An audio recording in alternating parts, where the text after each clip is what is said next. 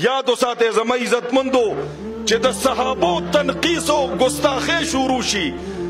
دا قرآن کریم چې دلته پروت دی دا ته صحیح نشي ثابتولی دا صحیح بخاری او دا د احادیثو کتابونه حدیث ته صحیح نشي ثابتولی نعوذ بالله اسلام ته صحیح نشي ثابتولی پیغمبر اسلام چې کوم دی صحیح نشي ثابتولی ځکه چې دا ټول شیزونه مونږ ته صحابو خولی دي دا مذهب عثمانی دی دا چې پروت دی قرآن کریم جی دا صحابه کرامو را جمع کړي دي اوس کته وی چې صحابه غلطو نو قرآن دی غلط ثابتیږي احادیث دی غلط ثابتیږي اسلام دی غلط ثابتیږي پیغمبر اسلام دی نعوذ بالله غلط ثابتیږي هر څه چې کوم دی سین اوړي زما عزتمندو دا د یهودو نصارو چال دی چې کومو خلکو اسلام روړی دی او قرآن روړی دی د دوی نه چې کوم دی د عوامو اعتماد اوچت که چې دا ډېر غلط خلک په تاریخي کتابونو کې نعوذ بالله شرابیان ثابتوي جوارګر ثابتوي بزدله به څوک ثابتوي څوک به لوټمار والا ثابتوي نو چې دونه غلط خلک وو نو دا قرآن کریم خو بیا غلطو خلکو روړی را غلط شو که نه نعوذ بالله دا بیا څنګه صحیح ثابت دی غلط سړي چې راته کوم کتاب روړی دا څنګه صحیح شو دا نعوذ بالله غلط ثابتي ځکه زما عزتمندو دا سخته فتوا چې کوم دی دا د قرآن او د احادیث په بنیاد باندې د علماء امت ته چې ګستاخ د سخاوو مسلمان نشي ثابتېږي دا کافر او مرتد عن الاسلام ثابتېږي دا موضوع مې دې حوالې سره ځکه وچېړله جي چې 2 ورځې مخکې او دا غیر سیاسي بیان وګڼئ ګورئ دا سیاسي بیان تاسو مه ګڼئ جي ځکه مونږ پخپله غیر سیاسي یو خدا د یو عالم دین فریضه د زما عزتمندو چې د حاکم وقت صحیح کار چې کوم دی تعریف وکړي او غلط کار ته به غلط کوي د هغې نه به منې کوي نو مونږ د خپلې ذمواري چې کوم دی نباو په دې وخت کې ځکه مونږ دا مسله چیړو دي 2 ورځې مخکې زمونږ حکومت وقت چې کوم دی بجټ د 2019 پیش کړي نو د بجټ اجلاس پیش کېدو نه وروستو د شپې څه کم و بیش 12 بجې زمونږ وزیر اعظم صاحب قوم ته خطاب وکړو په هغې خطاب کې وزیر اعظم صاحب د نادانۍ او د ناپوهتیا په بنیاد باندې ډېر انتهایی ګستاخانه جملې ادا کړي دي او د چا په باره کې د هغې خلکو په باره کې جي چې هغې ته د رسول الله صلی الله علیه وسلم صحابه ویل کېږي او د امت د ټولو نه لوی محسنین دي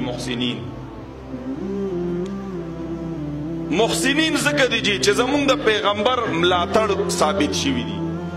دا دین اسلام چې الله غالب کړی دی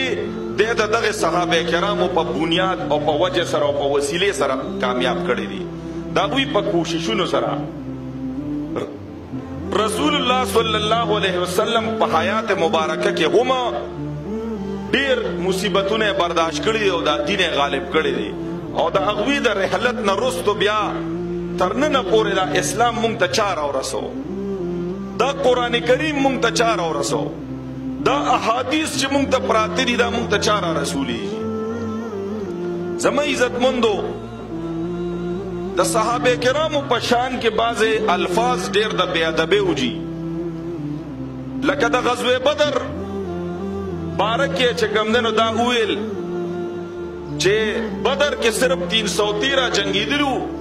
اور باقی ڈری ہوئے تھے نعوذ باللہ من ذالک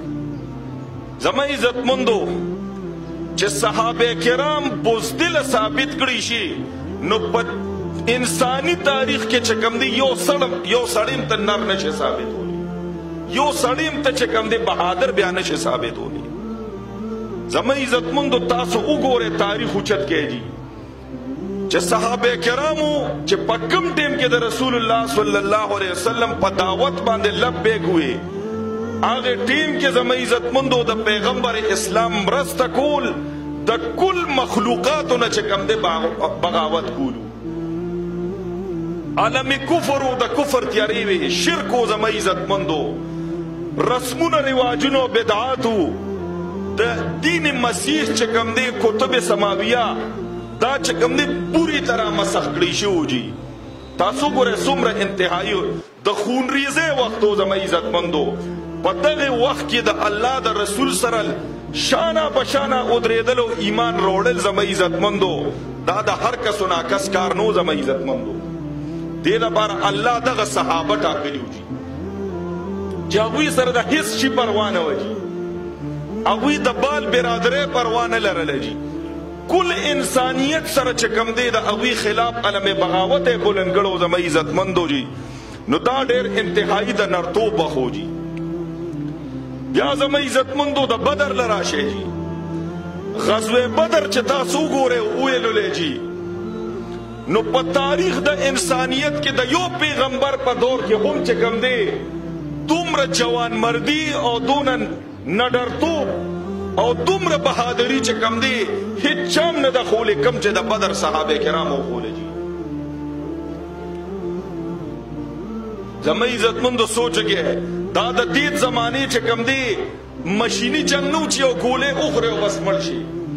د تورو جنگو زما عزتمندو د تورو جنگ چې کوم دی دا انتهایی چې کوم دی خونریزي او انتهایی د دهشت جنگ وي. ګولې خو چې راله بس سړی په یو ګولې مړ شي جي. هغه کې خو چې زخمی بشوي نو ټول عمر باندې پکړ دی څنګه او چې مړ کېدی به نو سونت په توره باندې یو سړی تورې ته چې کوم دی خپل سوټونه روان دي کې زما عزتمندو د دې نه زیات د نډرۍ بل کم دلیل کېدی شي. بیا دا خبره کول چیرې باقی یریدلیو څوک یریدلیو مونږ د احادیثو په اوراقو کې یو مونه لیده یا د تاریخ په اوراقو کې چې په بدر کې یو صحابي هغه د یرې د وجې نه پاتې شو. عثمان ذوالنورین رضی الله عنه د نبی علیہ السلام زوم هغه ته نبی علیہ السلام منې که چې ته مزه ځکه چې د هغه بیبي او د نبی علیہ الصلوۃ والسلام لور هغه د هغه په زوجیت کې وه او بیمار و. نبی علیہ الصلوۃ والسلام ته وی چې ته د ښځې بیمار کرسي وکړه دې ته ایثار شه. او کله چې نبی علیہ الصلوۃ والسلام د بدر نه واپس شو نو مال غنیمت کې د عثمان غنی رضی الله عنه چې کوم دی حصہ وټاکله ورکړه ولې مال غنیمت کې ولې حصہ ورکړه ځکه هغه د مجبورۍ د وجې پاتې شو. ماشومان د 18 سال نه کم الکانو ته نبی علیہ السلام اجازت نو چې تاسو به جنگ لنه ځئ. اغوی خدا دی حالانکه اغوی مینتونه کول چې د الله رسوله نن د اسلام د بارا د قربانۍ وخت راغی تاسو ولې مونږ منې کوئ. نبی علیہ السلام منې کړه چې تاسو به نه ځئ. دې کې راز دی په هر حال اغوی پاتې شو. زنانه چې کوم دی پاتې وي انتهایی ضعیف العمر بوډاګان چې هغه یا په ډانګورو ګرځېدل یا په سترګو معذور هغوی پاتې وو او بعضې چې کوم دی هغه صحابه هم پاتې شو. نبی علیہ الصلوۃ والسلام د بدر د پاره ډېر انتهایی اچانک اعلان وکړ چې کوم صحابه خبر وو هغه ټول روان شو چې کوم ناخبره پاتې شو هغې ته خو پته ونه لګېده ځکه پاتې شو. د بزدلۍ او د یرې په بنیاد یو صحابي نه دی پاتې شوی. که هغوی یریدونکي خلک وو زما عزتمنو د سره به په پیغمبر اسلام ایمان نه راوړه. تاسو د هغوی حالات وګورئ جي چې هغوی ایمان نه وړه څونه صعوبتونو او تکلیفونو سره مخامخ شو جي. او بیا زما عزتمندو د الله رب العالمین د طرف نه چې کوم دی هغوی ته دومره لویه پروانه میلاویږي چې نبی علیہ السلام وفرمایل چې د بدر د صحابو نه الله ډېر راضي شو. وی فرمایل اعملوا ما شئتم قد غفرت لكم عمل کوئ څنګه چې مخوښئ یقینا ما تاسو وبخلی. زما عزتمندو صحابه کرام مختصر خبر ادا کوم جی چې یو صحابي د یرې په بنیاد چې کوم دی نه دی پاتې شوي دي بلکې صرف د بدر نه جی یاد وساتئ جی چې د کوم سړي نوم سر رضی الله عنه راغی جی دا بزدله نشي کېدی دا بالکل بزدله نشي کېدی. د امام الانبیاء د صحبت دپاره الله ټاکلی دي نه بزدل خلک کېدی شي جی. نو دا جمله د وزیر اعظم صاحب دا دغه چې کوم دی دا انتهایی بے باکانه او ګستاخانه ده جی. حفیظ جالندری رحم الله دا بدر صحابو باره کې فرمایي اوږد نظم دی جی خو دوه کړی دي زما ډېرې خوښې دي هغه لیکي نہت 313 بشر ذوق شہادت میں خدا کے نام پر نکلے محمد کی قیادت میں نہ کثرت تھی نہ شوکت تھی نہ کچھ سامان رکھتے تھے فقط اخلاص رکھتے تھے فقط ایمان رکھتے تھے. نو دا یو انتہائی غلطی وا چې مونږ چې کوم دی خپل وزیر اعظم صاحب ته چې کوم دی د دې په ذریعه سره چې کوم دی دا وایو جی چې د دې خبرې نه دی رجوع کا او صحابه کرام چې کوم دی بزدل ثابتول پرېږدي دا د ایمان د غارت کېدو نه علاوه تا ته په دې کې هېڅ نشي ملاویدي. دویمه خبره چې کوم دی د هغوی د خطبې د هغوی د تقریر دا وه چې یاره غزوه احد کې چې کوم دی صحابه کرامو د رسول الله د حکم نافرمانی وکړه او هغه کنډو چې نبی علیه الصلاة والسلام ورته وی چې دا به تاسو نه پرېږدئ تر څو چې ما تاسو ته ویلي دي وی هغه هغوی پرېښوده او په لوټ مار باندې شروع شو. نعوذ بالله من ذلک. زما عزتمندو صحابه کرام د لوټ مار خلک وو. یاد وساتئ جی دا یو اجتهادي لغزش و اجتهادي هغه صحابو سوچ وکړه چې مونږ نبی علیہ السلام منی کړو چې تاسو به نه خوځئ خو اوس خو جنگ ختم شو کنه د نبی علیہ السلام خیال دا و چې د جنگ ختمېدو پورې تاسو مه خوځئ. اوس چونکې جنگ ختم شو نور صحابه کرام مال غنیمتونه راغونډوي مونږ هم راغونډو. دا مال غنیمت خو د الله در طرف نه یو گفت مسلمانانو ته دي چې دا په نور امتونو باندې حرامو نبی علیہ السلام وایي زما په امت دپاره حلال کړی شو. دا یو گفت نو هغوی د مال غنیمتونو راغونډولو کې شریک شو. هغه کنډو د طرف نه خالد بن ولید او دغه رنګ اکرمه بن ابي جهل رضی الله عنهما رستو مسلمانان شوي دي. هغوی چې کوم دی حمله وکړه او دغه رنګ مسلمانانو ته انتخابي ناقابل تلافي نقصان ملو شو. خدا اجتهادی لغزش ہو جی اجتهادی لغزش. قرآن کریم کے اللہ رب العالمین فرمائی وَلَقَدْ عَفَى اللَّهُ عَنْهُمْ. زما د پیغمبر صحابو دا ستاسو غلطی وا خدا صحابو عظمت تو اس دل تا گورا. وَلَقَدْ علماء کرام پیگی دیکھ دو تاکیدات تھی لام دا تاکید دا پارا سے راجی او قدم دا تاکید دا پارا راجی مانا بدا سے کہو جی وَلَقَدْ عَفَى اللَّهُ عَنْهُمْ. زما د پیغمبر صحابو زما د پخپل ذات قسمی ما تاسو معاف کړي ستاسو دا غلطی ما معاف کړه. اوس د مال غنیمت راغونډولو نه چې کم دی ته دا تعبیر کې چې دوی په لوټ مار کې مصروف شو. یعنی دغه صحابه کرام غله ثابت غلو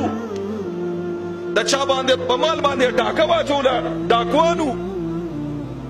زما عزتمندو دا انتہائی گستاخانه جمله ده جی او دې سره د وزیر اعظم صاحب دې بیان سره د کروڑونو مسلمانانو دل آزاری وشوه. یاد وساتئ جی چې د مسلمان مهنګائی بم برداشت کی ټیکسونه بم برداشت کی ستا بعضې چې کوم دی ناجایزه حرکات بم برداشت کی خو یاد وساته مونږ د خپل پیغمبر توهین او د هغه د ملګرو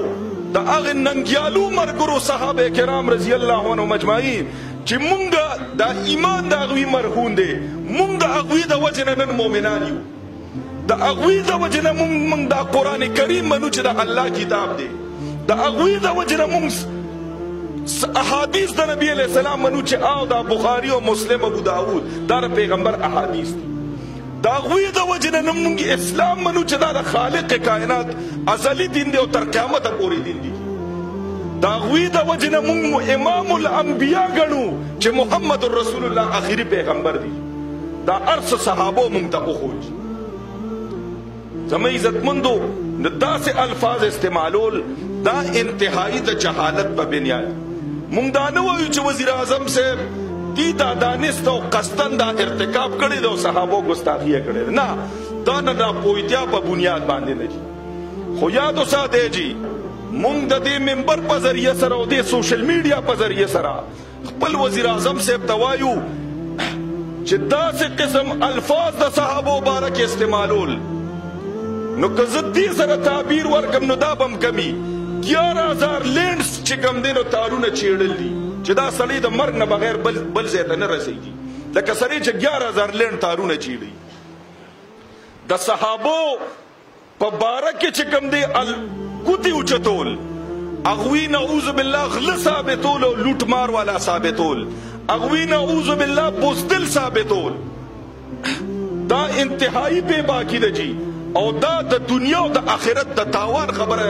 چې دا بستا د پاره د دنیا او د آخرت چې کوم دی دا د غاړې چې کوم دی خار وګرځي د غنو خار به وګرځي جی زموږ عزتمنو مونږ کتابونو کې کتلي دي جی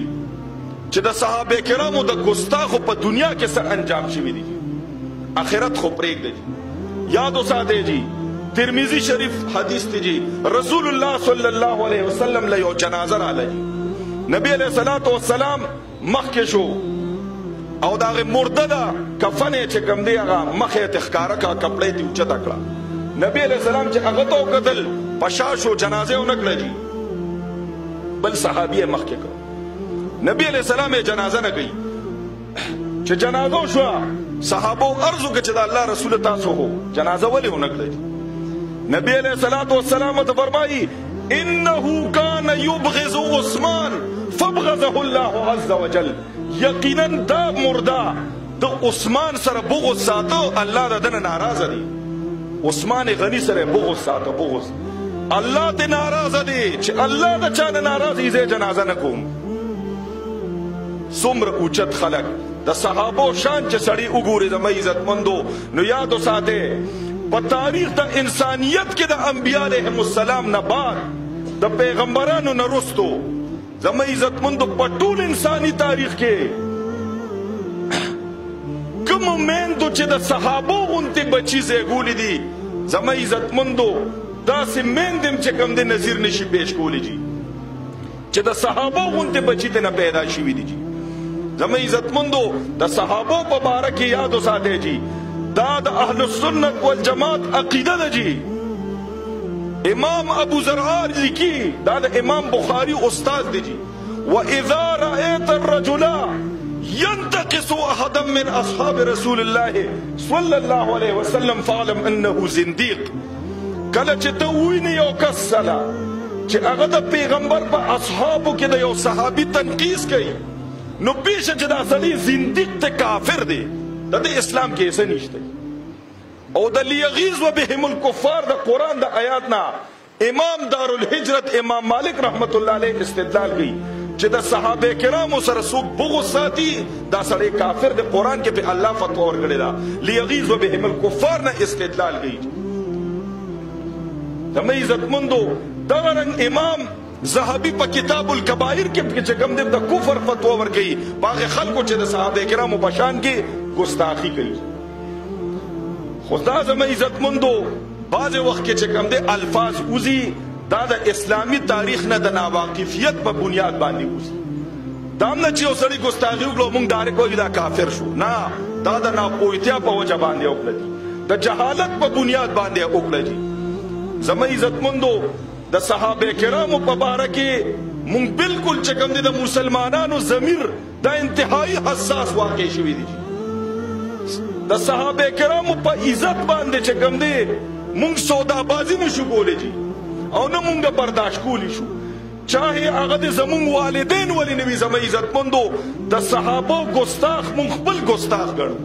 د صحابو دشمن مونږ خپل دشمن ګڼو دا کتابونو لیکلي زموږ عزتمندو په مونږ او تاسو باندې د خپل والدینو نه زیات احسان زیات ښېګڼه زیات محسنین چې کوم دي د پیغمبر صحابه دي د هغوی نه زیات د خپل والدینو نه زیات حق په مونږ باندې د صحابه کرامو دی وجه څه ده جي د هغې وجه دا ده زموږ عزتمندو دین اسلام یې غالب کړی دی زمونږ او ستاسو ایمان د هغوی مرهون دی زمونږ والدین که مسلمانان دي د صحابو د محنت د وجې مسلمانان شوي دي مونږ د هغوی د وجې مسلمانان یو چې مونږ ته دا دین راورسوي نو دا هرگز نشي برداشت کولی مونږ د سوشل میډیا په ذریعه سره خپل وزیر اعظم صاحب غوږونو ته دا الفاظ رسول غواړو دا ریکویسټ ورته کوو چې برای کرم د دې ګستاخانه جملو نه د براعت وکړه او توبه طایب شه دی قوم او دی پاکستانیانو چې تاله اوټ درکړی دی دی په یو پوینټ باندې درکړی چې ګورئ